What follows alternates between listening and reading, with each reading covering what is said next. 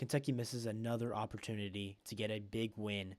And where will the Cats go from here? Well, where will Mark Pope go from here?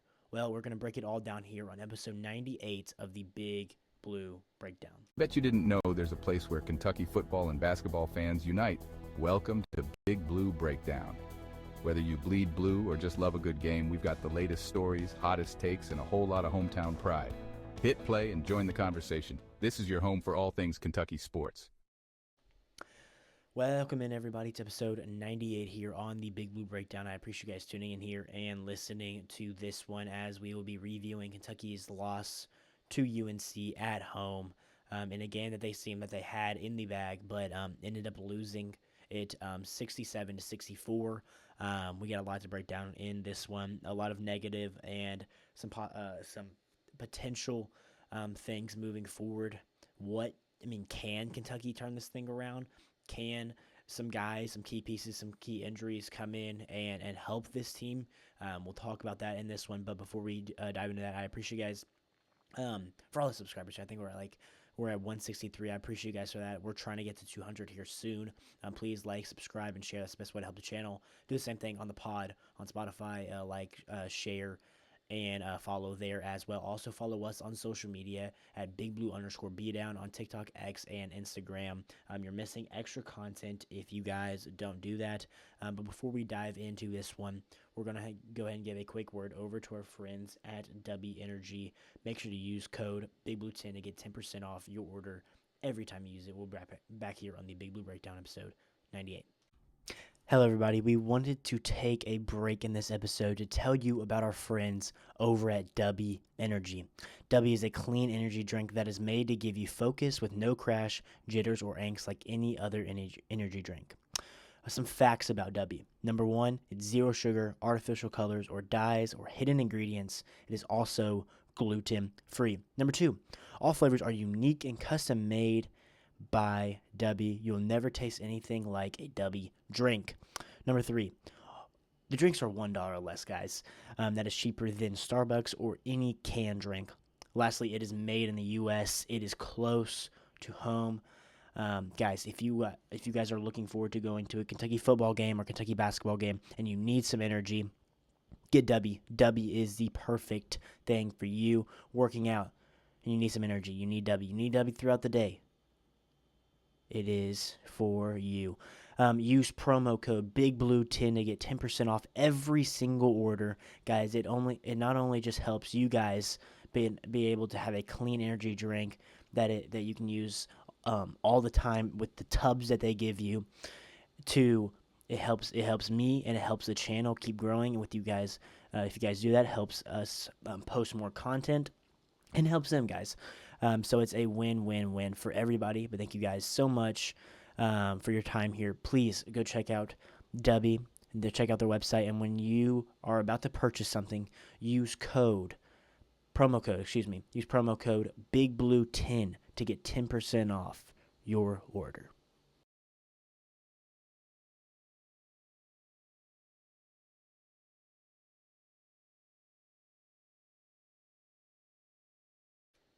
Alrighty, guys, welcome back in here to episode 98 as we will be breaking down and reviewing the Kentucky versus UNC game where Kentucky falls 67-64 and now makes Kentucky 5-3 on the year. All 5 losses coming against power conference opponents, and they have yet to be able to get one of those games and lost their major opportunity at home against North Carolina in a situation where, yes, you did have Mo Diabate out. Yes, you did have Jalen Lowe out. Again, obviously JQ, possibly 3 starters there out. No excuse for this loss here. Guys, I said this coming in here analytically. It favors Kentucky, and Kentucky still analytically is very much liked, but UNC is not. I don't think UNC is really that good. I think Caleb Wilson is solid. But we're going to dive into this here and really break down this game. I thought Kentucky did very, very well on the defensive end of the floor, only giving up, hate myself for saying this, 67 points in this one. I thought they did very, very well, honestly, on Caleb Wilson, as he had 15 points, 12 rebounds, 6 assists, but it felt like his impact wasn't as big as the stats show. He was putting up a lot of field goals and wasn't making consistently, I don't believe. Um, Vasir is the one who really killed us. 17 and 10 from him. He was scoring consistently and hurting us on the inside and on the outside as well. Um, Dixon is the one that won the game for him, and a point where that game shouldn't have got to that point in the game. So I mean, I thought defensively we played fine. I mean, they hit what looking at the team stats here, North Carolina. I thought defensively we played fine. Against Michigan State, we didn't play good defensively. Against Louisville, didn't play good defensively. We played good against North Carolina defensively, where they went 26 of 64 for their field goals and 40% from the field. Excuse me. They went 6 of 20 from three, 30% from beyond the arc, 9 of 15 from free throws. But where they really killed us is rebounding the basketball. And I think a guy like Modi Abate or JQ would help that, but that's no excuse in this game, especially when this game was a 6 point game with about 6 minutes to go in the second half. And it felt like you were kind of eking away with it at some points, and they would just come back and just kind of you would bite yourself, you would shoot yourself in the foot, and it was killing us. Um, Defensively, we had 8 steals, 8 steals. We have 42 points in the paint. Um, I we had 17 free throws. 17. 17 of 22 from the line. In a game where inside we played amazing, in a game where defensively we played amazing, didn't play great on the boards, but with how good we played defensively, that still should have got us over that hump of playing bad, rebounding the ball. Where a discussion has to be had here is outside shooting. Let me go back here. 1 of 13 from 3 point land, and the only guy to hit a three was Brandon Garrison on a last minute shot in the shot clock. That is absolutely horrible, and you we will never, no college basketball team this year will win a basketball game making 1 3 point shot. Not at all, not at all. So there's that. So we kind of it was back and forth, and it kind of felt like Kentucky had it for most of the time, especially in the second half. They make a late push. We can't hit shots. We go on a 10. Kentucky went on a 10-minute drought in the second half of not being able to hit a shot. That is absolutely absurd and should never happen. 10 minutes, Kentucky did not score a field goal in that time. That should never happen. And that and hitting 1 3 the entire game is what lost us this game. It is absolutely disgusting right now from this team. It is bad. And I want to break. I mean, to put it simply, it was a back and forth game. It was kind of an evenly matched game. I thought Kentucky played good defensively. Didn't play good on the boards, but I think defensively, how good we played definitely got us over that hump. We played really, really good, getting to the foul line, playing good inside. The two things that we could not do in this game was rebound, and we could not. Hit an outside shot, and that at the very end of the game is what lost this game for Kentucky. And then we went on that stretch of not hitting a shot for 10 minutes in a row. I mean, that is absolutely terrible. To go some player stats here, some guys that I thought played very, very well and that I loved. Otega Owe led us in points. Great game from him. I love the way he played in this one. He had 16, 4, and 2. And then Malachi had 8 and 9. Aberdeen had 10, 4, and 4. Chandler had 12, 2, and 1. And then Cam Williams couldn't buy us a buck after he played solid defensively. And then a guy I was really impressed with was Yelovich. His inside presence was really, really good. Love that. BG. Except for that shot, didn't really do much. Trent Noah can't get his own shot. Jasper can't come up in these bigger games. I mean, Kentucky's just really lacking right now, for sure. and they miss another major opportunity. And now I know it is still really, really early. And yes, can Kentucky easily like turn this thing around and become a top team in the country, a possible 1 seed? Yes, but how can we look at this and say that they're going to do that when we are 5-3 and we have lost every single power conference game that we have played so far, and in two of them, um, in two of them you got completely destroyed. And so it just doesn't make any sense right now. This team's lack of shooting from the outside is killing them, and rebounding right now. Defensively, I thought they played good in this game. I thought they played good, controlling their best player simply, and then they couldn't come up in clutch moments. So this is really hurting Kentucky basketball right now. The injuries have, and the outside shooting has, and the rebounding. There's a mix of a lot of issues right now, and it does not get any easier because Kentucky plays Gonzaga next, and then they have a little break, and then they play St. John's, Indiana. I mean, this does not get easier in any simpler way, and they're gonna have to figure it out quick because what I said is if Kentucky obviously 4-0, I'm feeling like in this power conference stretch. It's 4-0. I'm feeling okay. Yeah, really, really good. And then 3-1. I'm like, okay, I'm stepping away from that panic button. 2-2. I'm putting my hand above that panic button. 1-3. I am slapping the panic button, and then 0-4. I am hammering the panic button. So Kentucky, with one of the most winnable games here, in North Carolina, they lose. That is unacceptable in a must-win situation at home. I don't care who is out. You are Kentucky basketball. You have a $22 million roster. You should win that basketball game, especially when you're up. Especially when you are up. Okay? So that simply it is not good for the Cats right now, and it is hard to watch at some points with the lack of offense right now from the Cats, and something that is really, really starting to worry me is the lack of outside shooting, especially when you got guys that have the ability to make those shots and their inability to do that right now. So that is obviously very, very frustrating. And then North Carolina being okay but not being a great team, and I think we have seen this now where, I mean, I don't know. We just cannot win these power conference games. And again, it does not get any easier. And if Kentucky goes 0-4 in these power conference games, obviously the SEC, you're going to take some losses.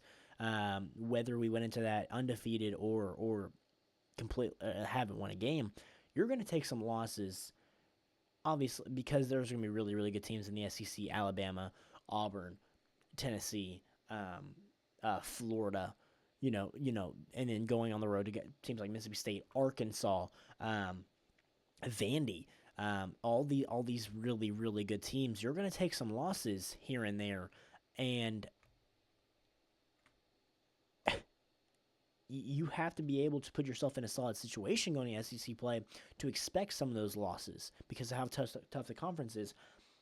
And if Kentucky is going into that with one power conference win, there's a chance that they won't make the tournament. So that is how big these next couple of power conference games are. You got Gonzaga next, who is really, really good analytically. I mean, I want to go ahead and look at them really quickly. Go on to KenPom here. And we will see that Gonzaga is 5th in the country on KenPom. 5th in the country on KenPom. It doesn't make any sense. Kentucky, I mean, that's a game that they're going to be definitely predicted to lose, especially on a neutral site. And I know it's in Nashville, but they have a lot of issues. And so Kentucky takes another big loss here. And with how tough the power conference games are in the non-conference slate, if Kentucky does not turn this around quickly, going into SEC play, they might be on the line of not making the tournament. We're going to break down how big some of these other guys that are out right now coming back and playing will be. And we will talk about that and how big these rest of these games are. So breaking this down here, Kentucky loses 67-64 in a game that they were up and should have won. But the lack of rebounding and the lack of outside shooting lost them the game, and that has been a struggle all year and has not been able to turn around. We'll be right back here on the Big Blue Breakdown as we give a quick word over to our friends at Bluegrass Elite, and then we'll come back and talk about can they turn it around with some of these possible guys out. All right, real quick before we keep going, I've got to tell you about our new partners over at Bluegrass Elite. They've got some really nice Kentucky gear, clean designs, stuff that actually looks good on game days. I've been checking out some of their shirts and hoodies myself, and the cool thing is, they're hooking y'all up with 15% off every single time you order. Just use my code BBB15 at checkout. So if you want to rep the Cats and save a little money while doing it, hit that link down in the description of this video. Guys, go check them out. Really, really good gear over there. Make sure to use my promo code BBB15 to get 15% off your order every time you use it. Let's go back to the episode. Welcome back in, everybody, to episode 98 here as we get into the last segment here of this episode. So, obviously, Kentucky falls by 3 against North Carolina in a must-win scenario for the Cats, and they blow it in one of their best opportunities to get a power conference win heading into SEC play, and they don't get it done. And it doesn't get, except for maybe Indiana, who just got beat by Minnesota. Gonzaga and St. John's are probably losses. Probably losses at this point. So that was a big game. Lost it. And now we talk about Mo Diabate will be back. His influence will be made on the defensive side and getting rebounds. He won't necessarily help us with the outside shooting on the other end. He'll help us inside the paint. You know, he's got some solid game inside the paint. But that's not what the Cats need right now. They need a guy who can hit the outside shot. I think Jalen Lowe can do that. He's a guy that can facilitate the offense, maybe get us some more open looks. So here's a simple question before I leave this episode here. Can Kentucky turn it around? Yes, that is the question. Can Kentucky turn it around and still be a contender for the national championship at the end of the year? Yes. Is it pointing towards that? Absolutely not right now. But what does Kentucky have to do? Kentucky has to get healthy, to simply put it.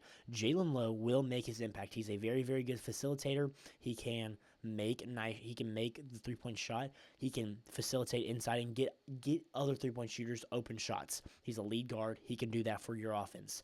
Then you go to Mo Diabate, who's a big physical brute, will get boards on the inside, would have helped us getting boards in the last game, help us defensively, especially he can be a key matchup facing one of the other players, other team's best player.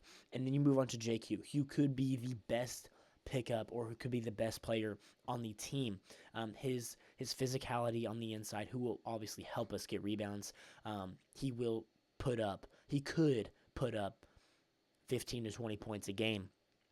But we don't know if he will have that impact. We've seen it from Mo and we've seen it from Lowe, but we don't know if JQ can have that impact. But he will help us on the boards. He's one of the best defenders in the country, especially around the rim. He can be a stretch 4, a stretch 5 that can knock down that outside shot. So yes, can Kentucky turn it around? 1,000%. I love the rotations in the second half. That was on the players for that loss. I'm not putting anything on Pope in this one. A rotation, he has figured that out. The rotation has been pretty good. He's playing the right guys, the right amount of minutes, a lot of time for them. I love the rotation right now from Pope. Otega stepping up, Collins stepping up. We have to start hitting outside shots, to simply put it. Outside shooters have to hit outside shots. That's very, very simple. These guys, we have to get healthy. We have to come back. I think that's our only fair evaluation on Pope. But Kentucky has to pull it together, and they have to get an upset to make us feel better. But as of right now, it doesn't look that way. And with what is coming up and what I would predict, one power conference win going in SEC play, that would get me on, okay, we're sitting around that bubble team, honestly, going into SEC play. But if they were able to squeak out 2 wins, going into it. 3 obviously would be big. Going into it, I would feel a lot better, and if we are obviously playing better. But what does Kentucky have to do to turn this thing around? Well, they have to, number one, they get healthy. The impact of those players will be very, very big. Number two, Kentucky has to hit outside shots. Number three, Kentucky has to be better on the boards. And then I love the rotation so far from Pope, especially in the last couple of games when he has made those adjustments. I like the zone in this one. I liked it a lot, and some guys are really stepping up and playing well for us now. But we need the outside shooting to be hitting. We need the rebounds, and we got some guys that can come in and do that for us. But we got to get over that hump of winning that big power conference game, and those chances are getting slimmer and slimmer with Kentucky playing some really, really good power conference opponents coming. So Kentucky misses on a big opportunity against North Carolina. Can they turn it around? It is really, we are 8 games into it. It's really, really early, and we are about, so they have what, 3 more power conference games and 2 more. So we're about 5 games away from SEC play. Not even SEC play yet, so take that as you will. Kentucky can turn this thing around, but it's looking dimmer and dimmer as they lose another opportunity to beat a good team here. I appreciate you guys tuning into this one as we break down Kentucky's loss to North Carolina. And can they turn this thing around? Yes. They got to do a lot of things to make that happen, and it's looking slimmer and slimmer. But the reality is it's not good, and Kentucky should be winning games even with some of these guys out, and that is a disappointment to the players and at some points the coaching staff. I appreciate you guys tuning in here to episode 98, and we will talk to you guys tomorrow, preview for Gonzaga, and a football episode coming up soon. I appreciate you guys tuning in to this one, and as always, go Cats.